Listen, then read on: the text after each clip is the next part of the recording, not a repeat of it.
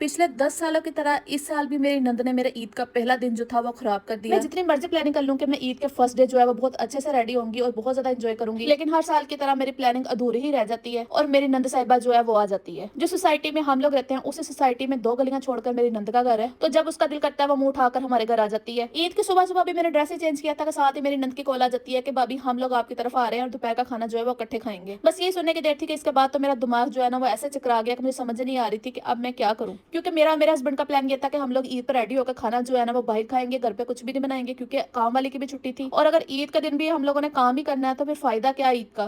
खैर, अब ना तो मैं अपनी नंद को जवाब दे सकती थी, अब मजबूरन मुझे जो है ना वो घर का सारा काम करना पड़ा। सबसे पहले मैंने अपने ईद का ड्रेस चेंज किया और अपने काम वाले हुलियों में आई और घर की सफाई शुरू कर दी। वैसे तो घर की सफाई हुई थी, लेकिन सुबह हम लोगों ने अब नाश्ता किया था तो फिर उसकी वजह से किचन जो था वो थोड़ा सा गंदा हुआ था। तो सबसे पहले मैंने किचन साफ किया, उसके बाद मैंने सारे घर में झाड़ू लगाया। मुझे तो अपनी नंद के हस्बैंड पे बहुत ज्यादा गुस्सा आ रहा था कि ईद का फर्स्ट डे तो हर कोई अपने घर पर करता है, तो ये पता नहीं किस तरह हर दफा मान जाते हैं। इसलिए मैं तो हर किसी को यही मशवरा देती हूँ कि जो मर्जी हो जाए, आप लोग जो है ना वो घर किसी भी रिश्तेदार के पास ना लो, बेशक वो 2 गलियां छोड़कर हो, बल्कि उस सोसाइटी में नहीं लेना चाहिए। बंदे की कोई प्राइवेसी नहीं रहती है, जब किसी का दिल करता है मुंह उठाकर आ जाता है। जितना बंदा इन रिश्तेदारों से दूर रहे ना उतना ही अच्छा होता है। मेहमान जो है वो रहमत होते हैं, लेकिन जो डेली डेली आ जाए वो रहमत नहीं, वो जहमत लगने लगते हैं। जैसे इस टाइम मुझे अपनी नंद लग रही थी। अच्छा, नंद के अलावा भी कोई और इस टाइम आता ना तो उस पर भी मुझे शायद इतना ही गुस्सा होता जितना इस टाइम मुझे अपनी नंद पर आ रहा था। घर की सारी सफाई वगैरह करने के बाद मेरी तो कमर की बस हो गई थी। तो फिर मेरे हस्बैंड ने कहा कि इस तरह करते हैं, खाना जो है ना वो बाजार से मंगवा लेते हैं। तो मैंने उनसे कहा कि नहीं, जितना मेरे से बनता है मैं घर बनवा लेती हूँ, बाकी जो है फिर वो कुछ आइटम्स जो है ना वो बाजार से मंगवा लेंगे। आप लोगों का ईद का पहला दिन कैसे गुजरा मुझे कमेंट सेक्शन में लाजमी बताइएगा।